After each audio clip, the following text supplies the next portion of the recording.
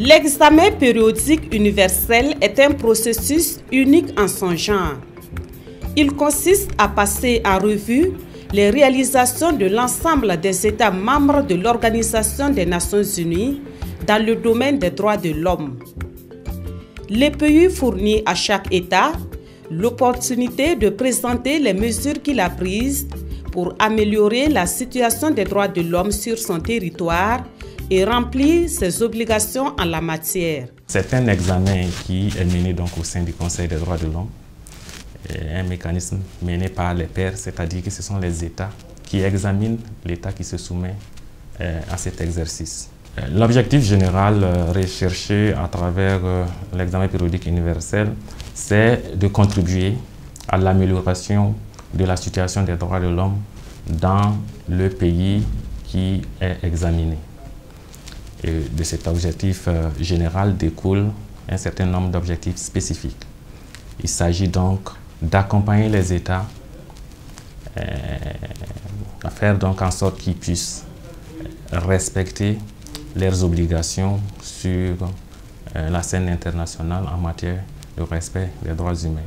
Il s'agit également donc d'évaluer les pratiques et la législation donc qui est en cours donc dans cet État, et également recenser les difficultés auxquelles l'État examiné fait face. Question donc de pouvoir proposer donc des solutions pour améliorer la situation. Vous savez que le Burkina a ratifié beaucoup de conventions et l'examen périodique est un mécanisme qui a été donc mis en œuvre par le Conseil des droits de l'homme et qui permet aux États membres de se soumettre. Et donc en y allant, nous respectons un de nos engagements internationaux. Deuxièmement, c'est que le pays est une occasion pour chaque État de présenter l'état des droits humains et les mesures qui ont été prises au plan bien sûr administratif, au plan législatif, au plan réglementaire, pour montrer les efforts qui sont faits. Et ensuite, c'est que c'est un moment d'échange qui permet aux États de voir les expériences que les autres ont et de pouvoir en tirer profit. Et enfin, une des raisons aussi, c'est que cet examen est une occasion aussi de souligner les difficultés que le pays a par rapport à ses spécificités, étant entendu que les droits humains sont une quête permanente. S'étant soumis au premier et au deuxième cycle, il y a des recommandations qui avaient été faites et donc ce passage est l'occasion aussi de montrer l'état d'exécution des recommandations que nous avons acceptées. En mai 2018, le Burkina Faso s'est soumis à cet examen pour la 3e fois à Genève en Suisse. Devant le Conseil des droits de l'homme de l'ONU, la délégation burkinabé a présenté un rapport qui fait la situation des droits de l'homme au Burkina Faso. Le rapport présenté à Genève au titre du 3e cycle de l'examen périodique universel rend compte de la situation des droits humains au Burkina Faso de 2013 à 2018. Du point de vue du fond, c'est un rapport qui rend compte de l'évolution du cadre normatif en matière de droits humains depuis 2013, mais également du cadre institutionnel. Vous savez qu'il y a beaucoup de textes qui ont été pris pour renforcer le cadre normatif des droits humains et donc nous avons rendu compte de cette situation.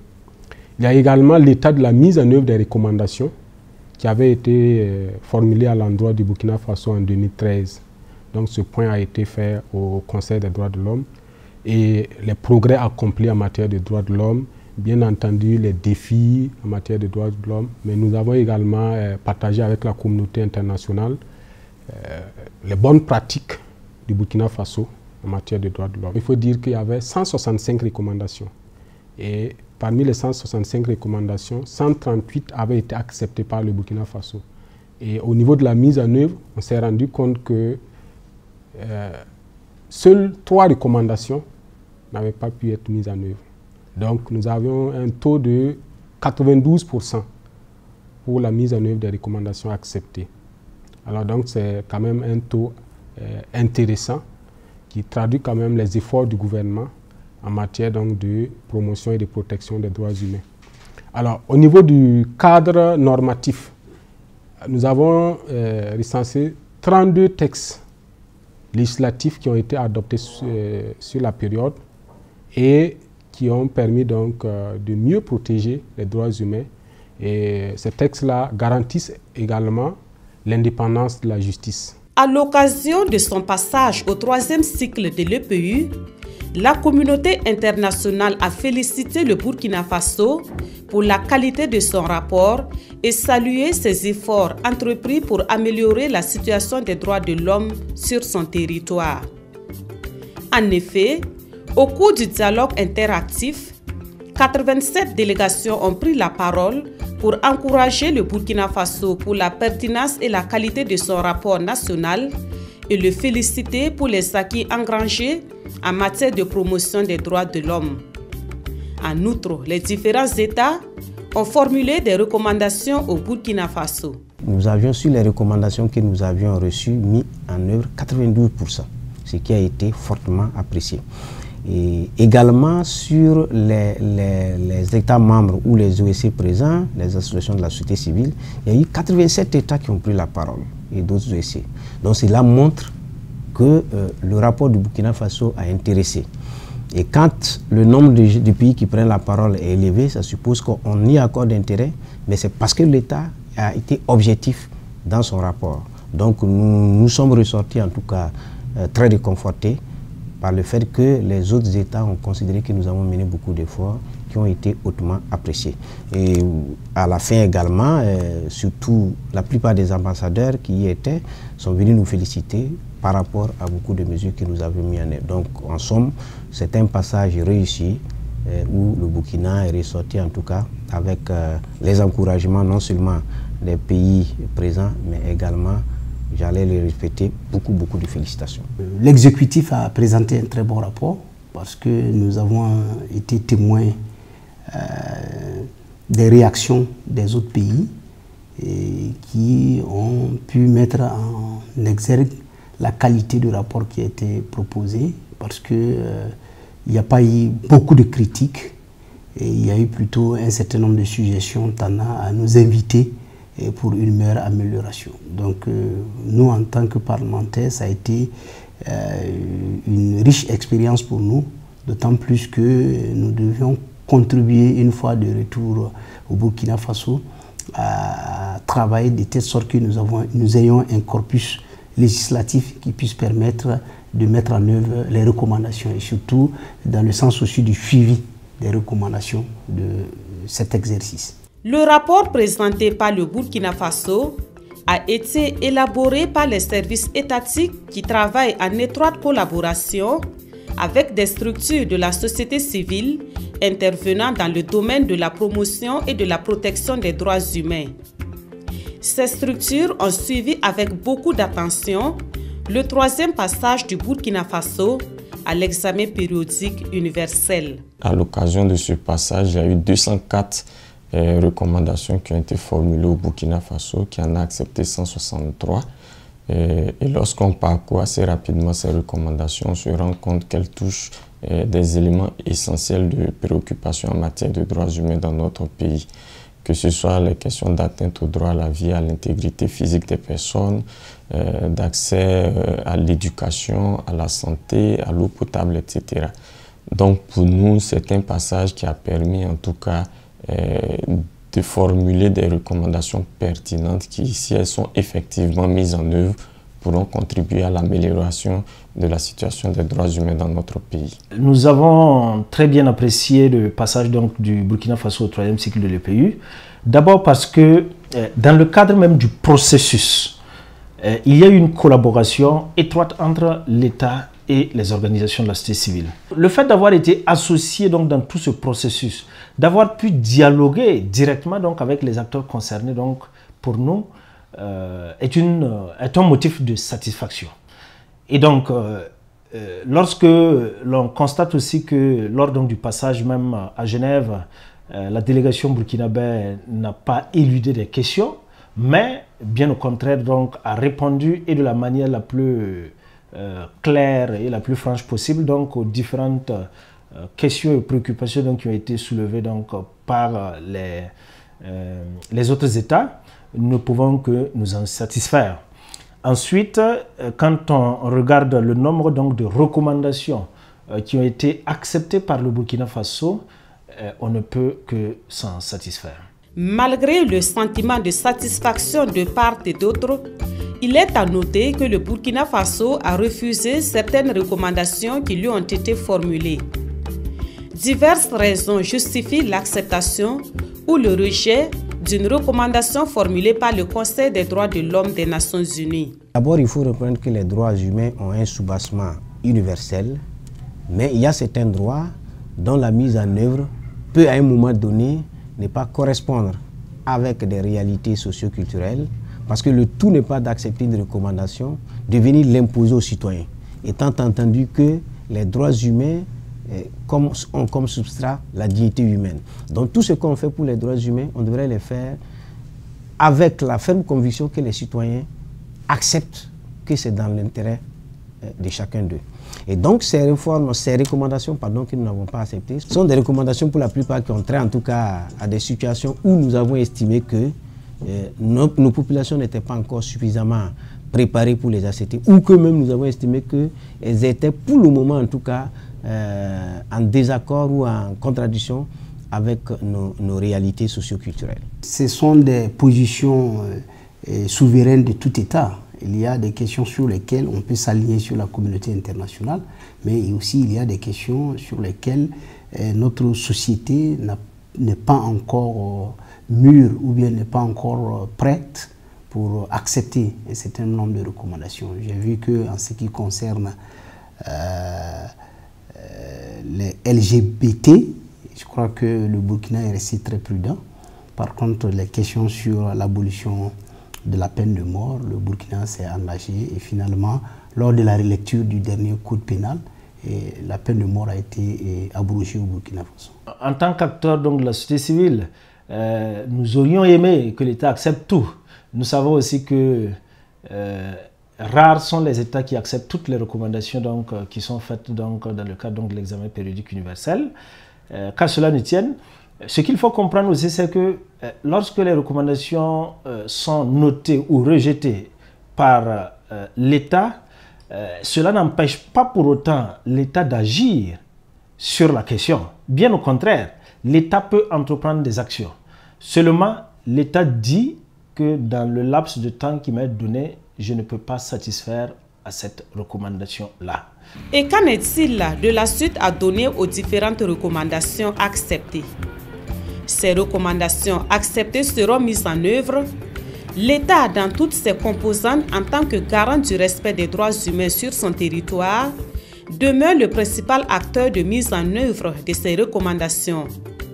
Mais l'État travaille en collaboration avec les autres acteurs, notamment les groupes socio-professionnels et les organisations de la société civile. Nous sommes en train donc de préparer un plan d'action pour la mise en œuvre des recommandations acceptées en 2018. Et dans ce plan d'action, nous allons donc prévoir des activités qui vont participer à la mise en œuvre des recommandations et avec une responsabilisation donc des structures, voilà, pour la mise en œuvre de ces recommandations. Et tenant compte des difficultés que nous avons rencontrées, alors nous allons effectivement travailler à les amoindrir. Voilà. Et je pense que également, lors de la présentation du rapport, le chef de délégation a fait appel à la communauté internationale pour une assistance technique et financière. Alors si cette assistance venait donc à se concrétiser, ça devrait permettre au pays d'avoir des ressources pour la mise en œuvre donc, des recommandations. Dans son engagement pour donner une bonne situation des droits humains au Burkina Faso, le gouvernement bénéficie non seulement de l'accompagnement de partenaires techniques et financiers, mais également de partenaires institutionnels et de la société civile. L'Institut danois des droits de l'homme est un partenaire technique du ministère de la Justice et des droits humains et nous avons un point d'accès et un domaine principal qui nous amène à accompagner le ministère de la Justice et des droits humains, c'est le suivi et le rapportage des droits de l'homme au Burkina Faso. Et pour réussir ce suivi et le rapportage des droits de l'homme au Burkina Faso, nous procédons au renforcement des capacités des différentes directions générales du ministère, notamment à travers des formations à travers l'appui au centre de documentation et d'écoute, à travers des voyages d'études. Et voilà un ensemble d'actions qui permet justement au ministère d'être capable de pouvoir suivre et produire des rapports assez pertinents pour le Burkina Faso.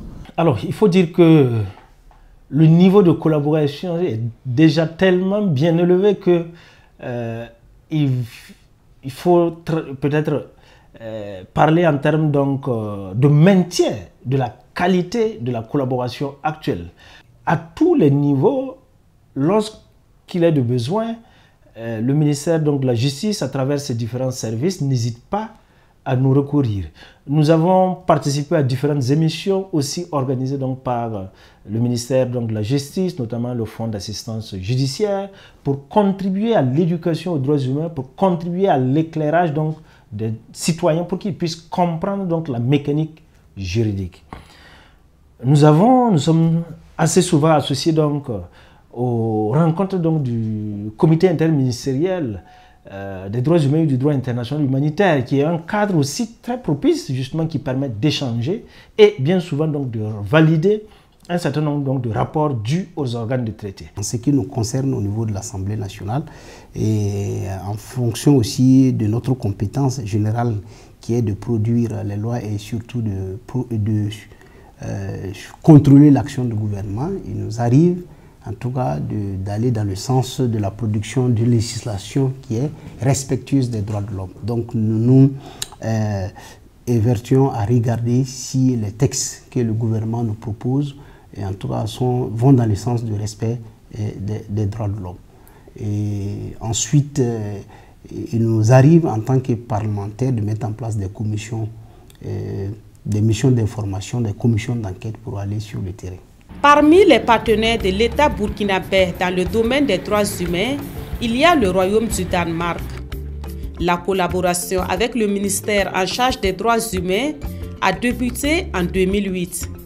Et depuis cette date, le Danemark a injecté plus de 4,5 milliards de francs CFA comme soutien au Burkina Faso en matière de promotion des droits humains. En particulier, notre appui a contribué à renforcer véritablement les capacités de l'État en matière de droits humains, notamment pour une plus grande conformité avec les normes internationales en matière de droits humains, une meilleure collaboration avec les instruments internationaux des droits de l'homme, y compris aussi la Commission africaine des droits de l'homme et des peuples, mais évidemment tous les autres mécanismes aussi internationaux.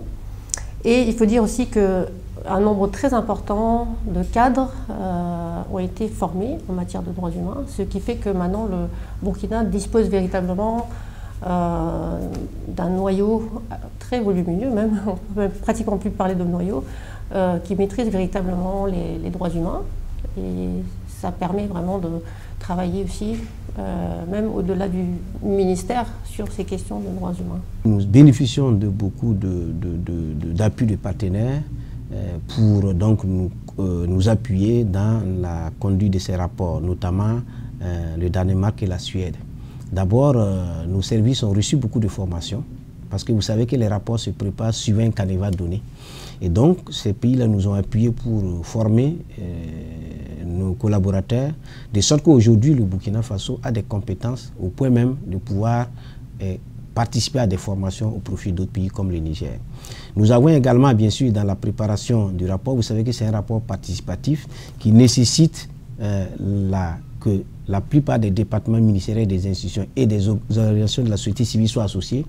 Eh bien, il faut tenir des ateliers, il faut faire des rencontres et ça a un coût. Et nous avons reçu cet appui financier et cet appui technique de ces pays-là qui nous ont permis de nous préparer. Et bien évidemment, pour aussi aller à Genève, nous avons également pu bénéficier de l'appui de ces partenaires-là pour prendre en charge certains participants. Et c'est l'occasion pour moi de remercier ces partenaires-là et de les inviter à toujours nous appuyer pour une meilleure, en tout cas, situation des droits humains au Burkina Faso. Tous souhaitent le renforcement de cette collaboration en vue de permettre au Burkina Faso de gagner encore des victoires en matière de promotion et de protection des droits humains. Il y a beaucoup d'attentes sur la mise en œuvre de tout ce dispositif qui est en place. Maintenant, on a les textes, on a les institutions. Donc, on sent bien qu'au Burkina Faso, les populations aussi attendent que... On veut voir aussi quelles sont les conséquences que ça va avoir sur notre vie, sur notre quotidien. En ayant maintenant une attention plus importante sur l'exercice effectif des droits humains, notamment des groupes vulnérables comme les femmes, les enfants, les détenus, les personnes handicapées. Le Danemark accorde une importance particulière à ces groupes-là parce que c'est souvent ceux qui ont le plus de difficultés à exercer leurs droits. Et de notre point de vue, en réalité, il faut peut-être aller un peu au-delà aussi de l'examen périodique universel et aussi davantage maintenant regarder de manière plus systématique les recommandations qui sont émises par les organes de traité. Par exemple, en matière de discrimination à l'égard des femmes, les droits des personnes handicapées que je mentionnais tout à l'heure, les questions de lutte contre les traitements inhumains, la torture.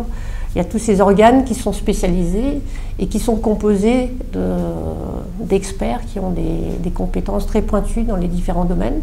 Donc on peut dire que c'est un bon complément à l'EPU. Le droit est un produit de la société, donc il y a des problèmes nouveaux qui sont en train d'émerger au Burkina. Quand on prend l'actualité qui est marquée par les attaques terroristes, il faudrait que notre législation puisse s'adapter. Et je pense que le gouvernement aussi a compris. Et nous avons voté ici une loi sur les pôles judiciaires spécialisés en matière de répression du terrorisme. Ça veut dire qu'il y a déjà une prise de conscience que notre corpus juridique doit pouvoir s'adapter à la réalité. On constate aussi une montée en puissance de l'incivisme qu'il faudrait encadrer. Et pour l'encadrer, il faudrait prendre des textes de loi.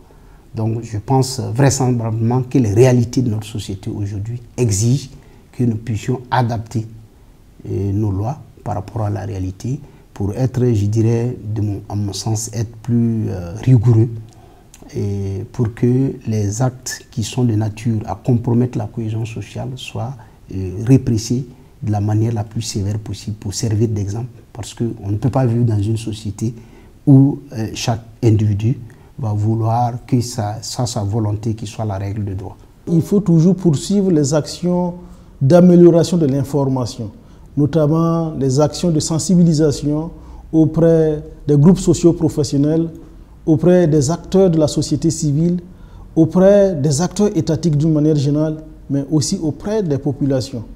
Ensuite, je me dis qu'il faut aussi renforcer les capacités techniques de certaines catégories d'acteurs qui existent, qui sont souvent appelés à travailler régulièrement avec les populations. Je pense aux forces de défense et de sécurité, je pense aux agents de la santé, je pense à un certain nombre d'acteurs qui sont vraiment, qui utilisent les droits humains comme outil régulièrement. Il faut renforcer leurs capacités techniques. Mais surtout, je pense aussi que pour protéger réellement les droits humains au Burkina Faso, il faut aussi passer à une étape supérieure. Il faut sanctionner surtout les auteurs de violations des droits humains. Il faut d'abord et avant tout une volonté politique ferme de mettre en œuvre et de réaliser les droits humains. L'État est le principal garant des droits humains. S'il n'y a pas une volonté politique ferme, sincère, affichée et affirmée de mettre en œuvre les droits humains, vous verrez que nous passerons de recommandation en recommandation, d'examen périodique à examen périodique. Des recommandations même les plus pertinentes ne seront pas mises en œuvre. Donc pour nous, cette volonté politique-là, elle doit être clairement affichée.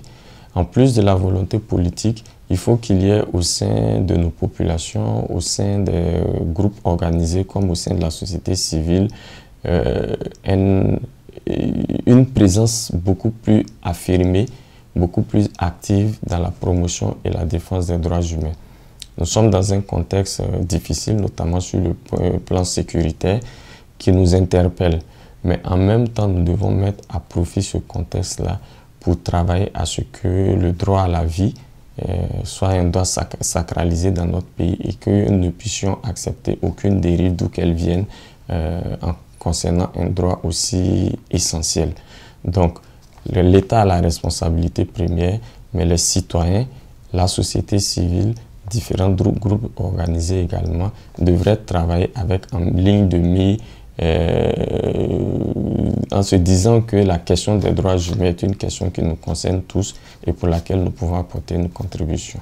Toutes ces actions conjuguées permettront sans doute au Burkina Faso d'améliorer encore la situation des droits de l'homme. Le pouvoir exécutif burkinabé vient de traduire une fois de plus sa volonté d'accorder une attention particulière à la question des droits humains. Il y a consacré un ministère entier lors de la formation du dernier gouvernement en janvier 2019.